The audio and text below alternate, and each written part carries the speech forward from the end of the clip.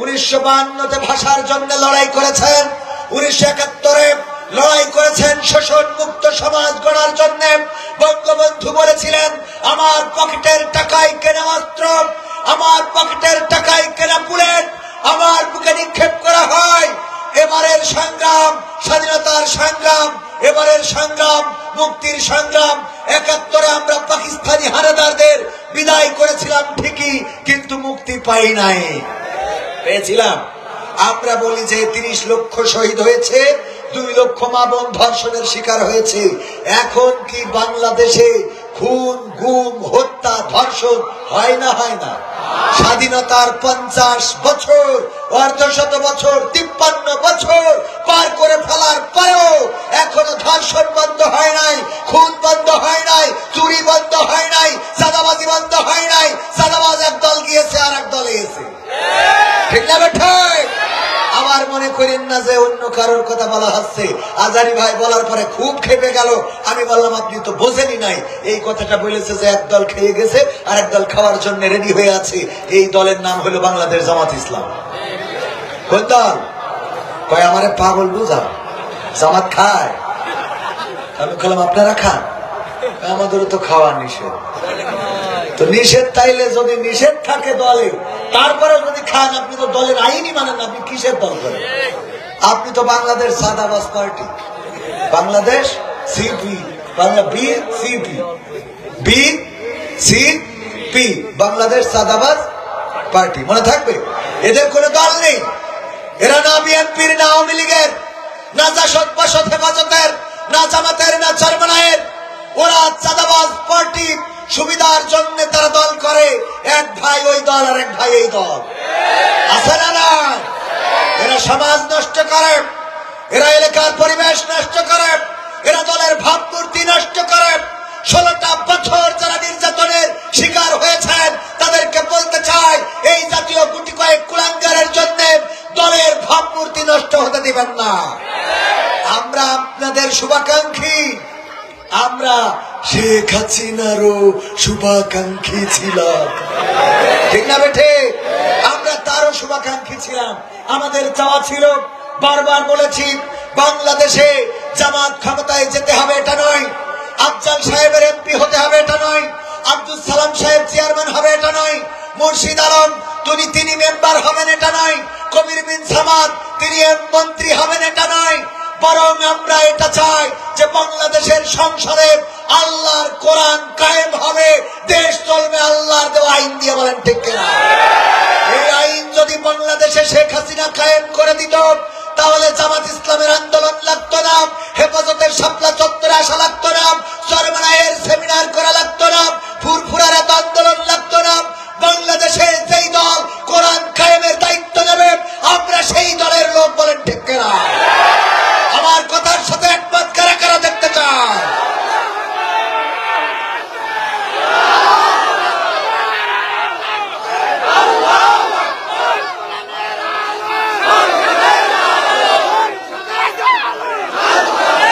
সংগ্রামী তাওহীদি জনতা, মাথায় রাখতে হবে, এই দেশ রক্ত দিয়ে এনেছি। যারা বলেছিল 71-এর রাজাকার, এই মুহূর্তে বাংলা ছাড় প্রমাণ করে দিয়েছে রাজাকার নয়, তারা ছিল দেশপ্রেমিক। এই জন্য ফাঁসির মঞ্চে ঝুলেছে, বাতিলের কাছে মাথা নত করে নাই, ফাঁসির মঞ্চের দিকে দৌড়ে গিয়ে প্রমাণ করেছে, বাঁচলে এই দেশের মাটিতে বাঁচব, মরলেও এই দেশের মাটিতে মরব। যারা রাজাকার, তারা বাংলাদেশ ছেড়ে তাদের দেশে আশ্রয় নিয়েছে। বলে ঠিক কিনা? দেশপ্রেমিক যারা, তারা দেশ ছাড়ে না। বিএনপির মধ্যেও দেশপ্রেমিক আছে না নাই? দেশনেত্রী বেগম খালেদা জিয়া শত জুলুম নির্যাতন সহ্য করে প্রমাণ করেছেন যে এই দেশের মাটিতে আছি, এই দেশের মাটিতে থাকবো। তোমরা তোমাদের বাবার দেশ, তোমরা দাবি করো মুক্তিযুদ্ধ তোমাদের, গোষ্ঠী শুদ্ধ সব তোমাদের, আমরা রোহিঙ্গা, তা তোরা তাদের দেশে গেলি কেন? কথা কয় না? এমপিরা সব কোথায় গেল, মন্ত্রীরা সব কোথায় গেল, কোথায় কাদের কাকা? তাদের ছাড়া দেশটা এখন লাগে ফাঁকা ফাঁকা। পালাবো না, প্রয়োজন হলে ফখরুলের বাসায় গিয়ে উঠবো। ঠাকুরগাঁওয়ে বাসা আছে না, জায়গা দেবে? 16 বছর তো চলেই গেল, ঠিক না বেঠে? পালাবে না পালাবে না, যাই না তবু দেখা, পালাবে না পালাবে না, যাই না তবু দেখা। তাদের সারা দেশটা এখন লাগে ফাঁকা ফাঁকা, ওদের সারা দেশটা এখন লাগে ফাঁকা ফাঁকা। আইন মন্ত্রী আটকে গেল আইনেরই ফাঁকে, দাড়ি সারা দরবেশের ভণ্ড ভণ্ড লাগে, ঠিক না বেঠে? আইন মন্ত্রী আটকে গেল আইনেরই ফাঁকে, দাড়ি ছাড়া দরবেশের ভণ্ড ভণ্ড লাগে।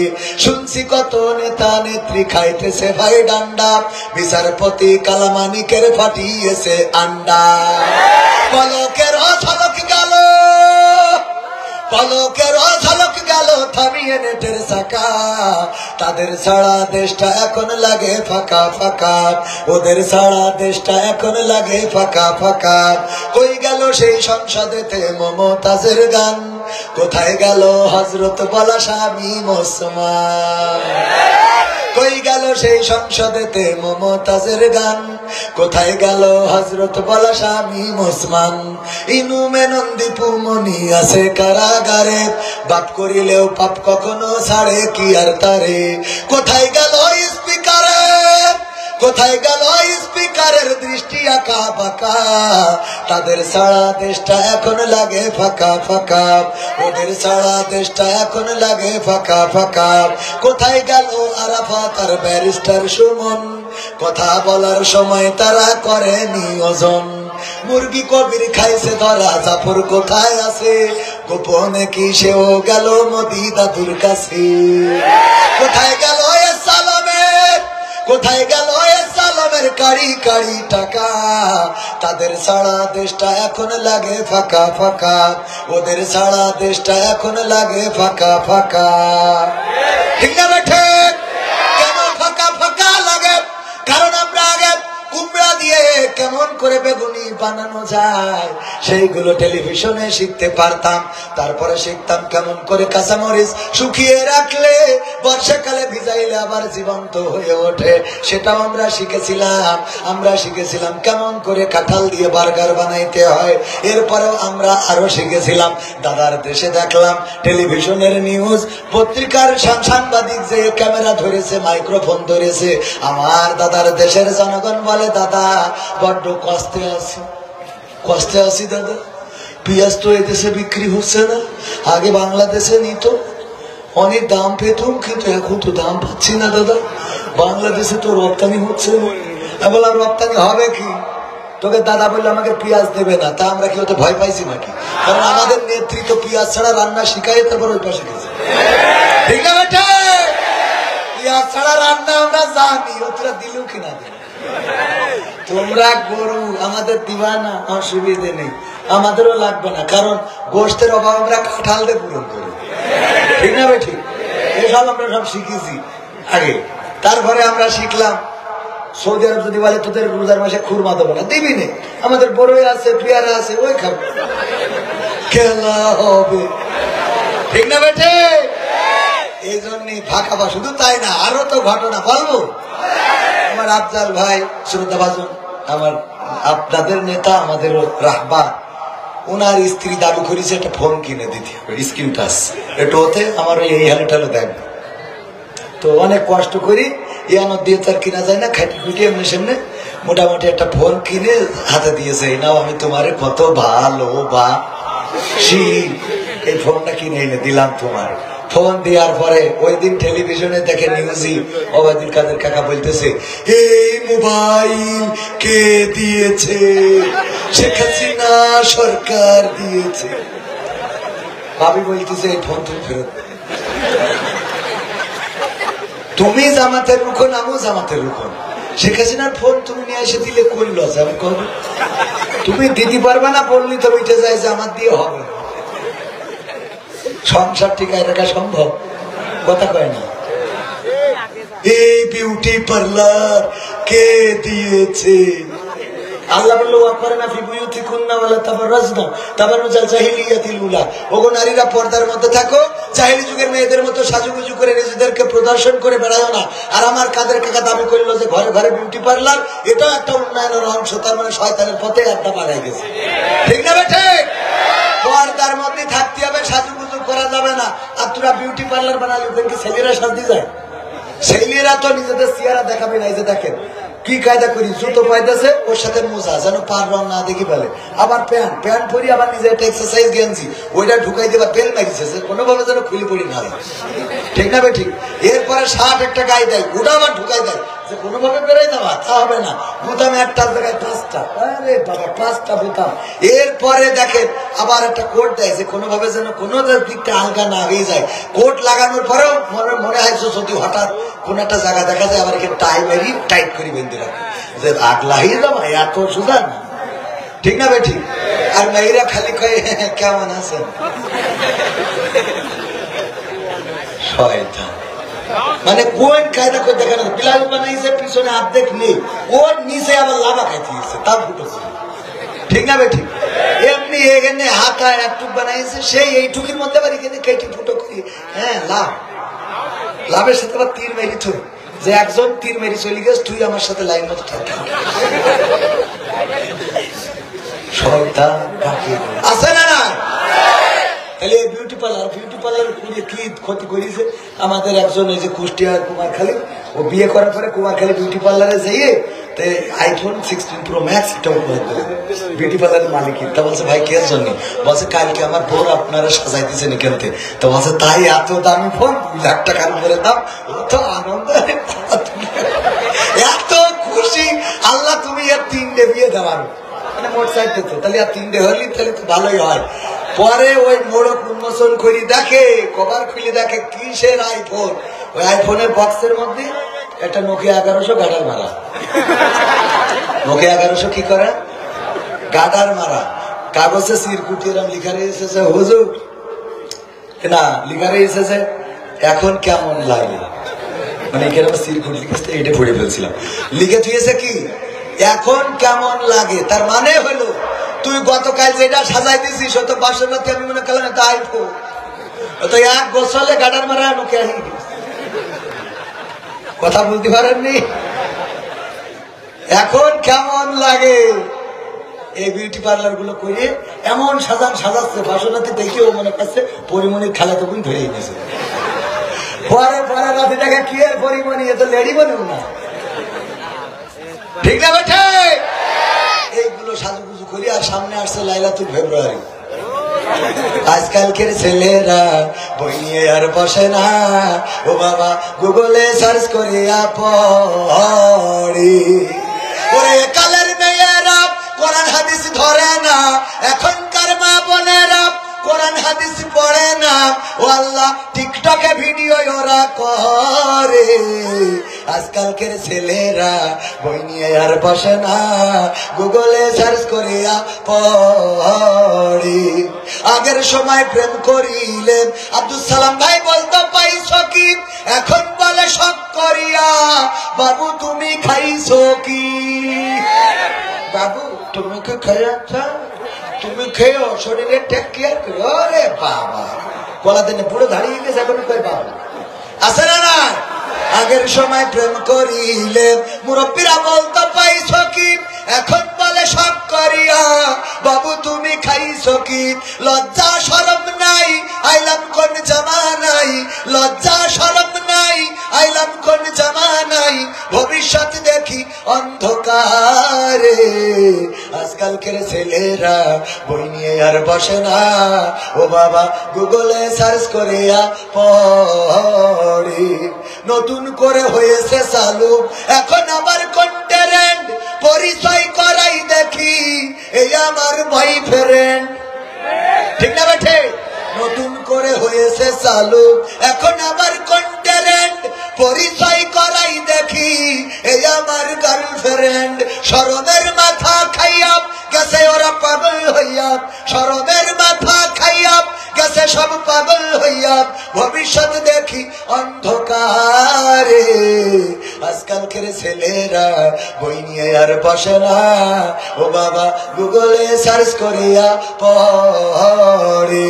ওরে এখনকার মা বোনেরা আল কোরআন পড়ে না, এখনকার মা বোনেরা কোরআন হাদিস পড়ে না, ও আল্লাহ টিকটকে ভিডিও ওরা করে। ঠিক না বেঠে? আগের সময় যদি মেয়ে দেখতে যেত, আমার মুহতারাম আফজাল সাহেব উনি যেতেন, আমার হুজুর যেতেন, আব্দুল সালাম যুক্তিবাদী যেতেন, আমার জনাব শ্রদ্ধাভাজন মুর্শিদ আলম সাহেব যেতেন।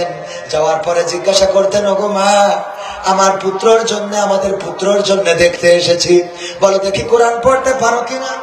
বলতো হ্যাঁ পারি। কোরআন রেহালের পরে এনে দিয়ে দেওয়া হতো। তাইলে ঠিক আছে ওগো মা, তুমি এখান থেকে 2টা আয়াত পড়ে শোনাও, গুনগুন করে পড়ে শোনাতো।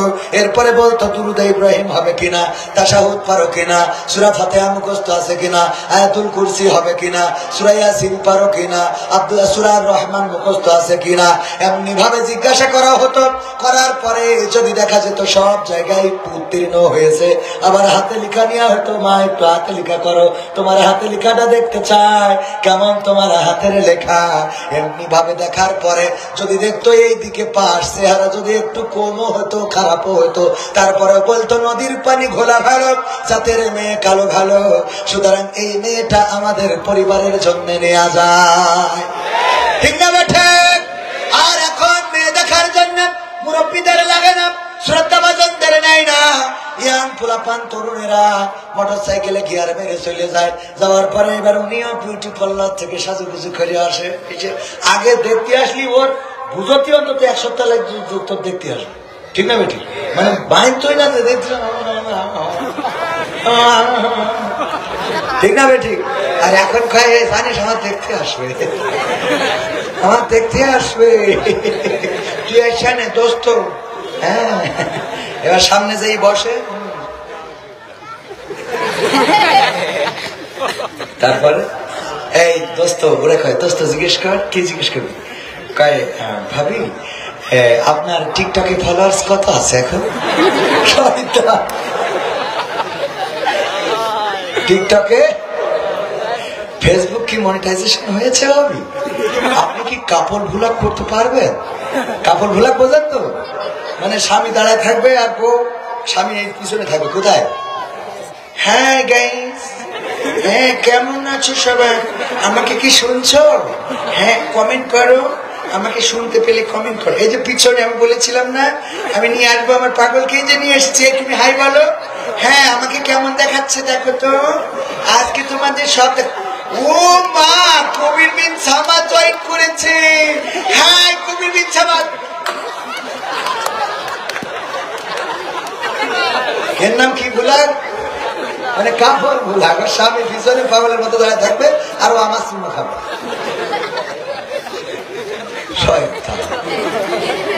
সত্য বলছি না মিথ্যা বলছি? আবার অনেকেই মনে করতে পারেন হুজুর এই আলোচনাগুলো তো ইয়াংদের জন্য, ঠিক আছে, আমরা মুরব্বী, আমাদের কি দরকার? মুরব্বীদের বেশি দরকার, কারণ আমি প্রায় জায়গায় খেয়াল করেছি মুরব্বী যদি যেই বলা হয় তোমার নাতি দেখলাম যে আর একজনের মোটরসাইকেলের পিছনে গিয়ার মারতেছে, ওরে বাবু আমাদের সময় মোটরসাইকেল ছিল না, এখন হয়েছে, তাই গেছে। ওকে সময় ছিল না, এখন হয়েছে, তাই গেছে। ও তো মোটরসাইকেলে গিয়ার মারিনি, তোর তো 2 গিয়ার মারি জাহান্নামের দিকে আগাইতেছে। কথা কয় না। তুমি মনে করতে ওই এখন বাবু হইয়াছে, আগে এত ছিল না, এখন হইয়াছে, এখন হইয়াছে, তোর তো জাহান্নামে নিয়ে যাচ্ছে, এটা কি? কথা কয় না, ঠিক না? ঠিক। দাদারা মনে করেন না যে নাতি পাকাপাকি, ওরে বাবা দাদি আছে কিছু, খুব পর্দাশীল, ও চামড়া এমন চামড়া পড়া পড়িয়েছে, এত দলা হয়েছে যে কুত্তাবার দিতে পারবে না, মরি গেলে খিদে জ্বালায় মরি যাবে, তেমন তো ওর হারে খাবার দেবে না। ঠিক না ভাই? ঠিক। এই চামড়া বলা হয়ে গেছে, ওর পর্দা করার বাহার দেখে ফেরেশতারা কয় এর আমল নামা লেখো কি, ওর এমনি ডাইরেক্ট জান্নাত দেয়। ঠিক না ভাই? ঠিক। আর সাথে নাতি সরিয়েছে একটা, নাতি নাতনি পুতনি আছে না? হ্যাঁ, যাবে কোথায়? কুষ্টিয়ায়।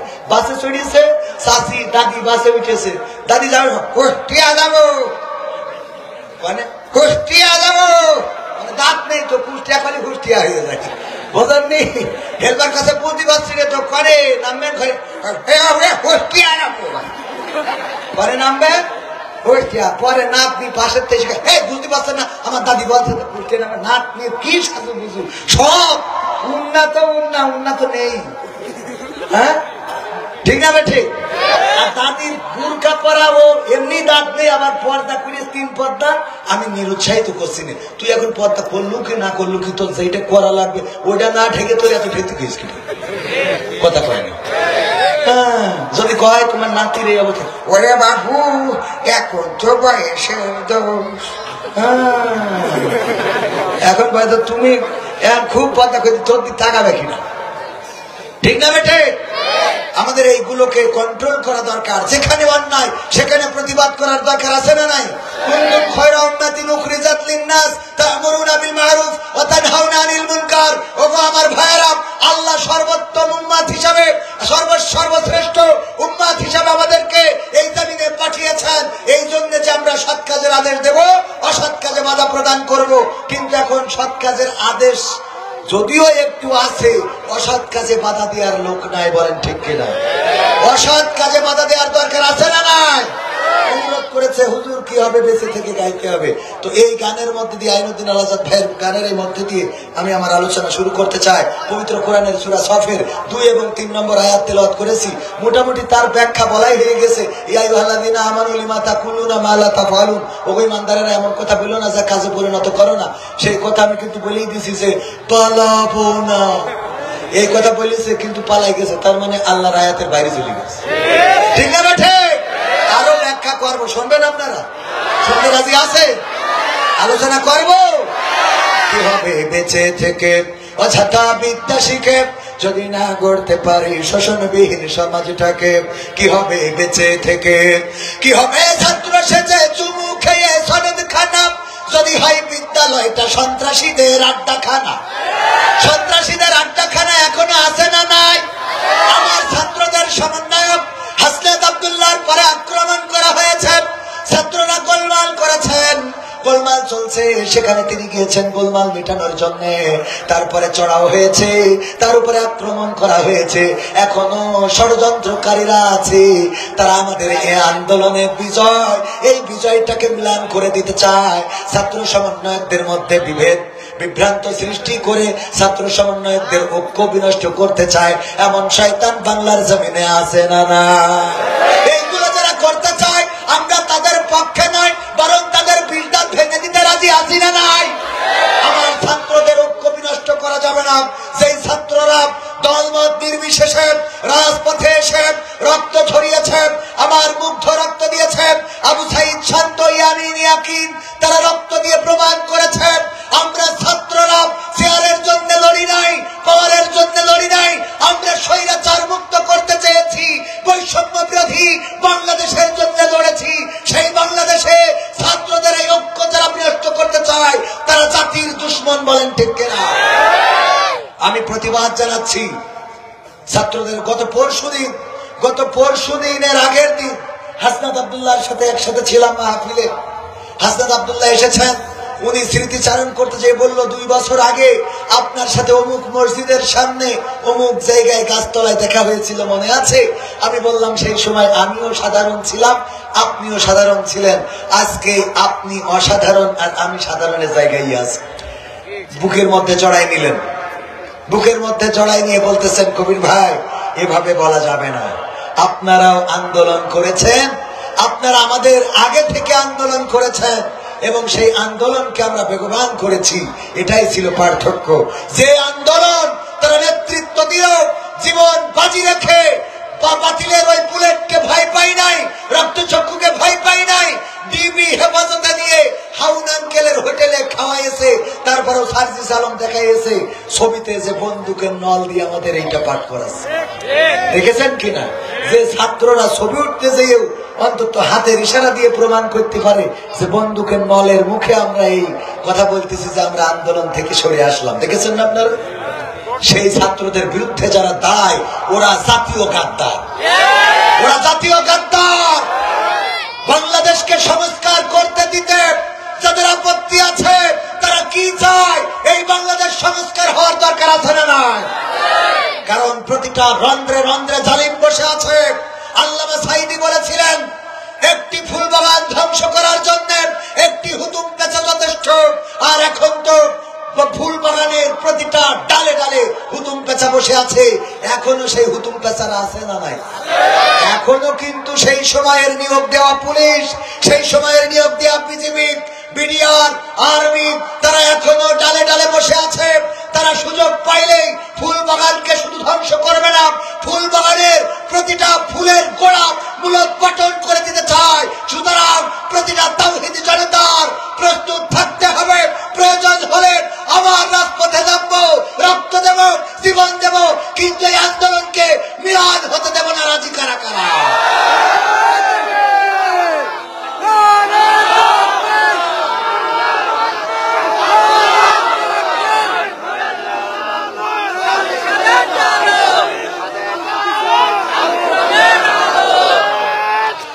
সম্মানিত ভাইয়েরা, যদি আমি আইনুদ্দিন আল আজাদ রাহিমাহুল্লাহর গানটা গেয়েই আমি আলোচনা করব, যেহেতু আমাদের নমিনি রয়েছেন, ইসলামী আন্দোলনের নেতাদের দায়িত্ব কি হবে এবং তাদের কর্তব্য কি হবে সেটাও বোঝানোর, শুধু ওনার না, যারা এই চেয়ারম্যান মেম্বার হতে চায় তাদের দায়িত্ব কর্তব্য কেমন হওয়া উচিত এটা আমাদের জানার দরকার আছে না নাই? কিন্তু এগুলো জানার চেষ্টা করি না। আমরা বলি শোষণ মুক্ত সমাজ গড়ব, দুঃশাসন মুক্ত সমাজ গড়ব। দুঃশাসন মুক্ত, শোষণ মুক্ত, ধর্ষণ মুক্ত, জেনা মুক্ত, ব্যভিচার মুক্ত, অন্যায় মুক্ত, অপরাধ মুক্ত, সুন্দর, সুখী, সমৃদ্ধশালী বাংলাদেশ যদি গড়তে হয়, আল্লাহ রাসূলের চরিত্রের কাছে আসতে হবে। বলেন ঠিক কিনা? কারণ বাস্তব উদাহরণ হলো নবী মুহাম্মদ সাল্লাল্লাহু আলাইহি ওয়াসাল্লাম। তিনি প্র্যাকটিক্যালে ইসলামী আদর্শের স্বরূপ কেমন হবে সেটা প্র্যাকটিক্যালে দেখিয়ে গিয়েছেন। বলেন ঠিক কিনা? এই আদর্শ তো পড়েনি নাই। অনেককে জিজ্ঞাসা করি, বলেন তো আমাদের শেষ নবীর নাম কি? এটাও কইতে পারে না, নবীর নামই তো জানে না। আদর্শের কাছে আসবে কি? রাসূল কেমন আদর্শ কায়েম করলেন? চুরি করেছে রাসূলের পরিবারের লোক। সাহাবীরা বললেন, আল্লাহ রাসূল, যেহেতু চুরি করেছে আপনার পরিবারের এবং সে একজন মহিলা, সুতরাং তার হাত কাটা এটা মনে হয় করা ঠিক হবে না।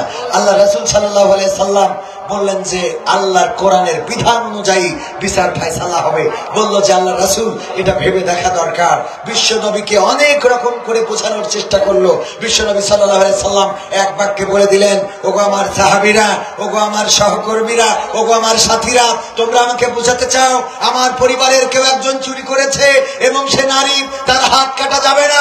আমি বলতে চাই, কোরআনের আইন এসেছে যে বিধান নিয়ে, আজকে যদি আমার কন্যা, আমার কলিজার টুকরা, আমার সবচেয়ে ভালোবাসার ফাতেমাও যদি চুরি করত, আমি নবী কোরআন দিয়ে বিচার করে তার হাত কেটে প্রমাণ করে দিতাম নবীর কন্যাও চুরি করার পরে তার হাত রক্ষা হবে না।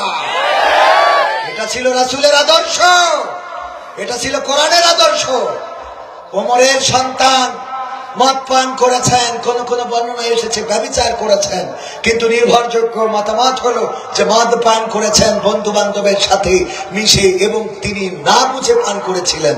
তারপরেও হাকিম বিচার করলেন এবং বেত্রাঘাত করলেন। ওমর বলল, আমার সন্তান হিসাবে আমি এটা মানতে পারি না, কারণ আমার সন্তান মনে করে এই হাকিম হয়তোবা বেত্রাঘাতে কার্পণ্য করেছে, সুতরাং এই বিচারটা সানি বিচার হবে। এবং সেই বিচারে 100 বেত্রাঘাতের রায় হয়ে গেল। 100 বেত্রাঘাত, 50টা আঘাত করার পরে কম বেশি মারা গেল। বাকি 50টা বেত্রাঘাত কবরের পরে করে দিয়ে ওমর রাদিয়াল্লাহু তাআলা আনহু বলে দিলেন, আমি আমার দায়িত্ব পালন করলাম, ওমরের সন্তান হিসাবেও ন্যূনতম কার্পণ্য করি নাই। আর এখন এমপি সাহেবের চামচা আছে না নাই? বাইতুল মুকাররমে চাঁদা তোলে বিএনপির এক নেতার নামে। আমি বললাম, এই লোকগুলোকে ধরেন, ফাঁসির কাস্টে ঝুলান, কারণ নেতার নামে নেতা হয়তো জানেই না, কথা কয় না, নেতা হয়তো জানেই না তার নামে চাঁদা তোলা হচ্ছে। এদেরকে যদি দমন করতে ব্যর্থ হন, সুন্দর বাংলাদেশ করতে ব্যর্থ হবেন। কারণ বিএনপির নাম করে যারা চাঁদা তুলছে এখনো তো ক্ষমতায় আসেই নাই, আসলে কি হবে? ঠিক না বেঠিক?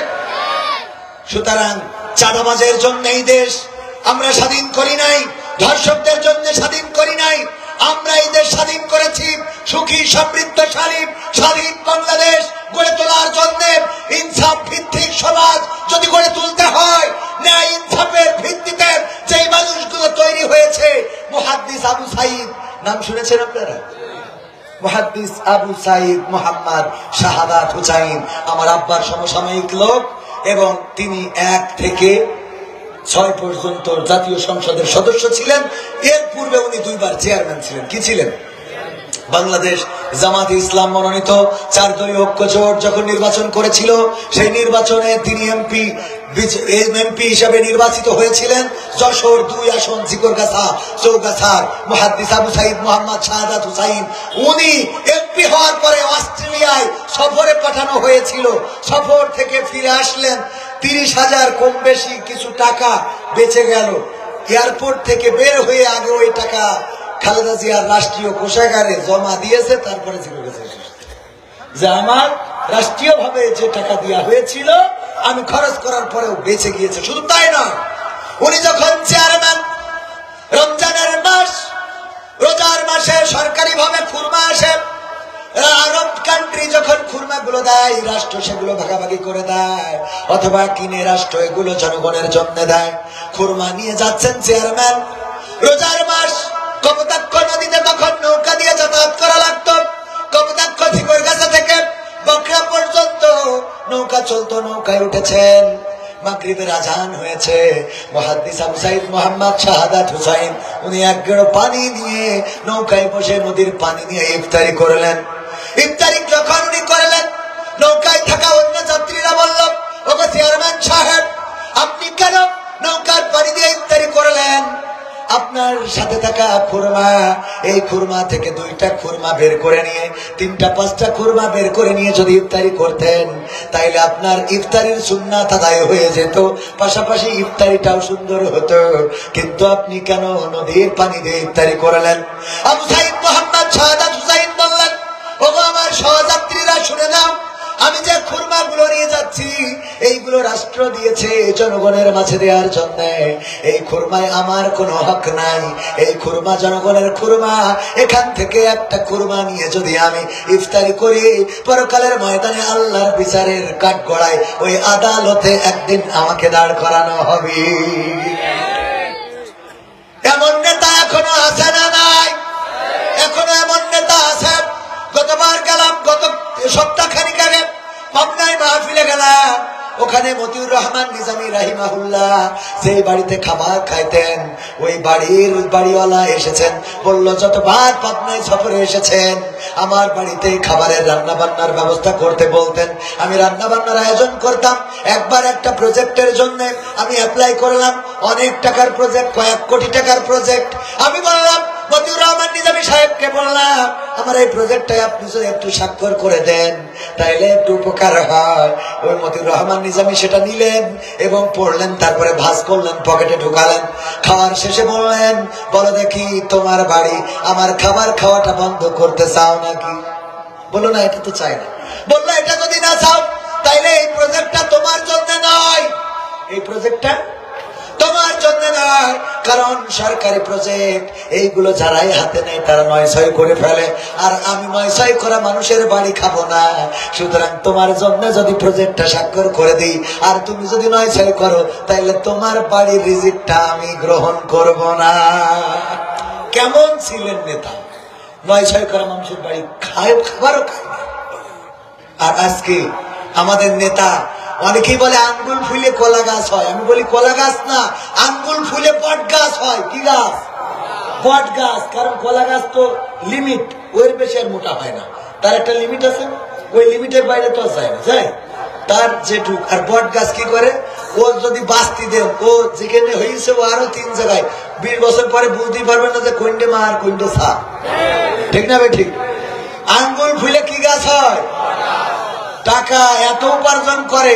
ওমা, আপনি যদি দুবাই যান, বুর্জ খলিফায় দেখাই দেয় যে এখানেও আমার ফ্ল্যাট আছে, কানাডায় যান বেগম পাড়ায় ওর ফ্ল্যাট আছে, সিঙ্গাপুর যান সেখানে ওর বাড়ি আছে, মালয়েশিয়ায় যান সেখানে ওর সেকেন্ড হোম। অসুবিধা হলে চিকিৎসার জন্য যায় সিঙ্গাপুর, ছেলে পড়ে আমেরিকায়, মেয়ে পড়ে লন্ডনে, টাকা রাখে সুইজারল্যান্ডে, মানে আঙ্গুল ফুলে বট গাছ। ঠিক না ঠিক? জনগণের টাকা এমন ভাবে পাচার করে। আগের সময় ব্রিজ বানাইতো, তার মধ্যে রোডের জায়গায় বাস। কে জিজ্ঞেস করলি বলতো ভাই তোমরা তো বিজ্ঞান বোঝো না। কেন? বিজ্ঞানে তোর কি তেজ মেরিছে? বিজ্ঞান বলে রডে কোনো না কোনো সময় জং ধরে, কিন্তু বাসে জং ধরে না। বাসে কত বুদ্ধি, কত বুদ্ধি। এইভাবে দুর্নীতি করে করে দেশের টাকা বিদেশে পাচার করেছে, বাংলাদেশকে শূন্য করেছে, রিজার্ভ খালি করেছে। এই বাংলাদেশের অর্থ আত্মসাৎ করে আঙ্গুল ফুলে বটগাছ হয়েছে। নিজেদের ছেলে পরিবার, শালা শালি, খালা খালু প্রতিষ্ঠিত করেছে, আর জনগণ ভ্যান চালিয়েও তাদের সংসার চালাতে পারে না। ঠিক না বেঠিক? আমরা কি এমন নেতার চাই? এমন নেতা যদি না চাই, তাহলে কোরআনের আলোয় যারা আলোকিত, সে যদি বিএনপিরও হয় তার পক্ষে আমরা থাকতে রাজি আছি না নাই? যদি আওয়ামী লীগের হয় তার পক্ষে থাকতে রাজি আছি না নাই? যদি জামাতের লোক কোরআনের বিপক্ষে যায় তার পক্ষে আমরা নাই। ঠিক না বেটে?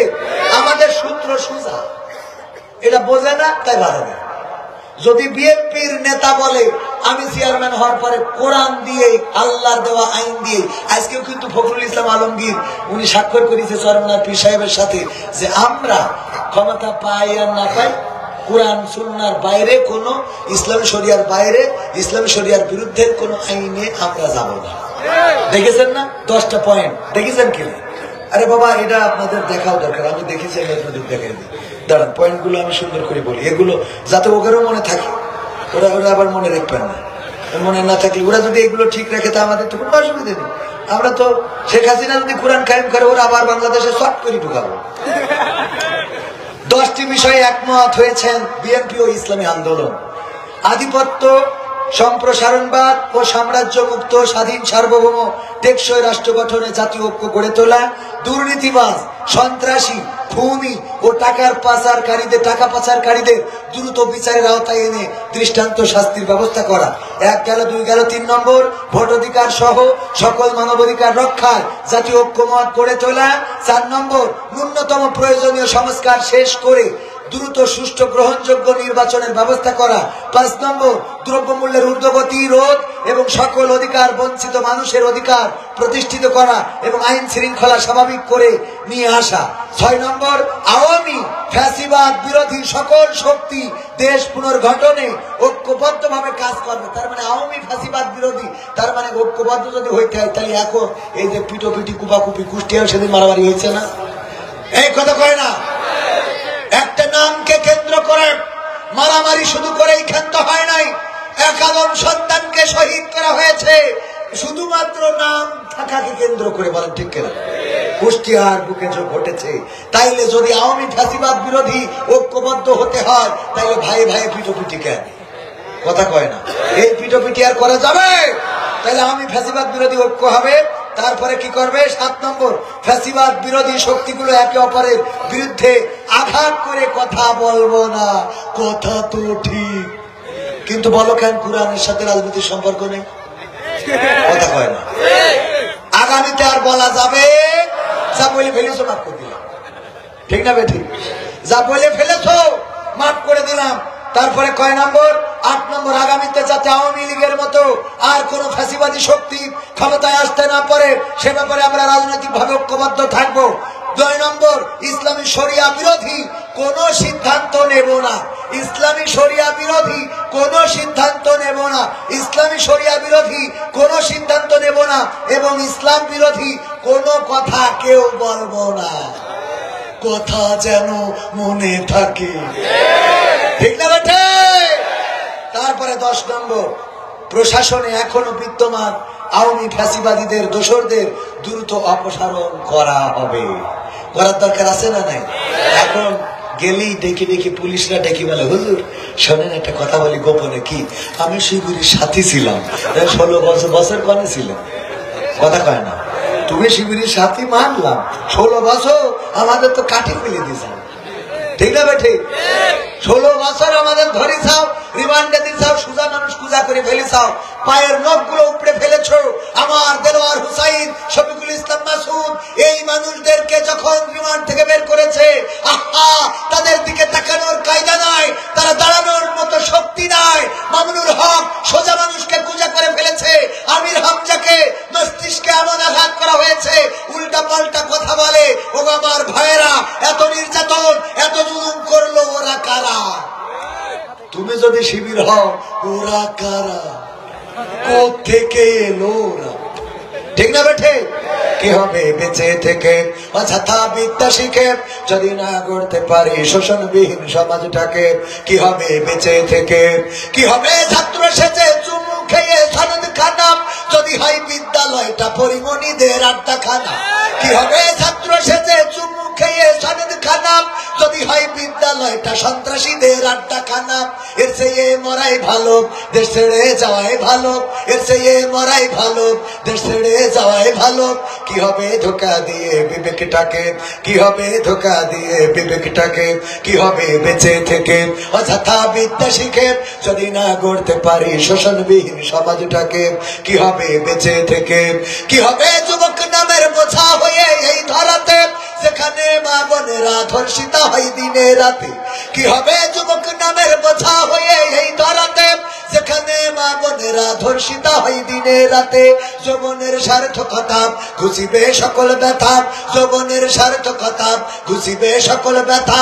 পারো যদি বলি দিতে মানুষরূপী পশুটাকে, পারো যদি বলি দিতে মানুষরূপী পশুটাকে? কি হবে বেঁচে থেকে অযথা বিদ্যা শিখে যদি না গড়তে পারি শোষণবিহীন সমাজটাকে? কি হবে বেঁচে থেকে? কি হবে লেখালেখি কলমবাজির ওই মহড়া সমাজের আসল চিত্র যদি না যাই তুলে ধরা? কি হবে টিভি চ্যানেল সাংবাদিকের এই ক্যামেরা সমাজের আসল চিত্র যদি না যাই ভিডিও করা? যদি ওই ঘুষের বলে কলমটা উল্টো চলে, যদি ওই হ্যালো কলে ক্যামেরা উল্টো বলে, তবে কি যাবে রোখা দুর্নীতিকে? যাবে? তবে কি যাবে রোখা দুর্নীতিকে? কি হবে বেঁচে থেকে অযথা বিদ্যা শিখে যদি না গড়তে পারি শোষণবিহীন সমাজটাকে? কি হবে বেঁচে থেকে? কি হবে নামাজি রোজা ইমানদারির বড়াই করে কোরআনের কর্মীগুলো থাকে যদি কারাগারে? কি হবে নামাজি রোজা ইমানদারির বড়াই করে কোরআনের খাদেমগুলো থাকে যদি কারাগারে? মসজিদের কোণে বসে জিকির যত করো কষে আছে না? এখন আবার জিকির নতুন উঠেছে,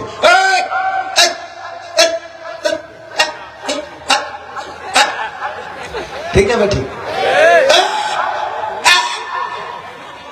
শয়তান ওর জিকির করা দেখি কয় আল্লাহ আমার কাজটা, ও খাতা কলম ফেলায় কি এদের সেই চলে গেছে, আমি গেলাম পুরাই দেখি রাখবে, ঠিক না বেঠে? শয়তান মাঝে মাঝে কয়েকটা জায়গায় আমার মনে হয় শয়তান থাকে না, ফেরেশতাও থাকে না। কাঁধে ফেরেশতা থাকে না দুইটা? আমার মনে হয় যে মদখোর বিড়িখোরীরা যখন আমিন বলে নামাজে যে আমিন, ওই যে গন্ধ বের হয় দুর্গন্ধ বিড়ি, ফেরেশতা কাঁদতে চলে যায় যে পরে এসে সওয়াব লেখো আগে তুই পড়িয়ে দে, ঠিক না বেটে? এত দুর্গন্ধ। মা বোনেরা বলছে হুজুর এই একটা ভালো কথা কইছেন, কারণ ওদের দুর্গন্ধের জ্বালায় আমরা তো একসাথে থাকতেই পারিনি। আরো এখন কম্বল মুড়ি দিয়ে শুকি হয়, ওর মধ্যে যখন হা হা হা করে পুরো মনে হয় যে আল্লাহ তুমি এর থেকে জাহান্নামের কোথাও ভালো, ঠিক না বেঠিক? আমাদের কলেজের এক টিচার ছিল, ওর এখন উনি রিজাইন দিয়ে চলে গেছে, বাড়ি বরিশাল। বললো যে ভাই একটা কথা আপনার সাথে শেয়ার করি। আমার এক চাচা ছিল সমসাময়িক সমবয়সী, তো চাচা বিয়ে করার পরে চাচি ওর ঠোঁটে কোনোদিন কিস করতে দেয় না। এটা তো খারাপ কাজ না। আমিও দিচ্ছি, দেখি আপনারা পকেটে একটু হাত লাগান। এই আমার ক্যামেরা পার্সন কই, 500 টাকা দেখি। হ্যাঁ আমিও শুরু করলাম, দেখি আমার ভাইয়েরা প্যাকেট যাচ্ছে, যারা 500, 1000, 2000, 3000, জাহাঙ্গীর আলম 2000 টাকা, আমার ভাইজান 200 টাকার একটা নোট দান করলো, আল্লাহ কবুল করে নাও। আগেই দিয়েছে আবার দিল, ওই যে আমার টাকাটা আমিও দিলাম, আপনারাও দেন ভাইরা, আমার কেউ মারুম হবেন না। জনাব আবু দাউদ 500 টাকা, গফফার সাহেব 1000 টাকা নগদ, আর আমি দিলাম 500 টাকা, আল্লাহ কবুল করো। তারপরে জেসমিন দিয়েছে 500 টাকা, এলএমবি পাড়া স্বামী মুকুল, রত্না দিয়েছে 1000 টাকা, এলএমবি পাড়া স্বামী আব্দুল আজিজ, আল্লাহ কবুল করে নাও, নেখায়া দাও। আলাউদ্দিন 1 বস্তা চাউল দিয়েছে, আল্লাহ কবুল করে নাও। মনের নেক মাকসাদ পুরা করে দাও। উঠে যাচ্ছেন কে? হ্যাঁ, দোয়া না করে চলে যাচ্ছেন। এখন একজনের পাগড়ি দেওয়া হবে। কেন এত সময় বসে থাকতে পারলেন? আমি থাকতে পারলাম, আপনারা থাকতে পারবেন না মানে? আর কেউ আমার হাতে যদি কেউ দিতে চান দিতে পারেন। ভাইরা আমার, আল্লাহর কোরআনে মাদ্রাসার জন্য, আল্লাহর রাসূলের ঘরের জন্য যে যা পারেন দিয়ে দেন। আর এই ফাঁকে আমরা পাগড়িটা পরাই নিয়ে জিকির করেন লা ইলাহা ইল্লাল্লাহ।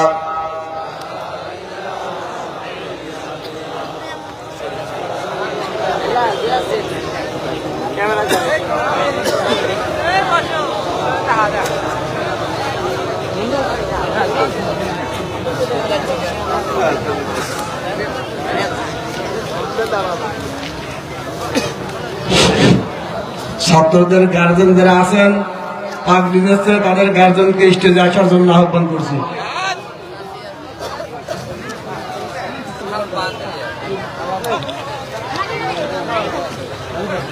জুবাইরের আব্বু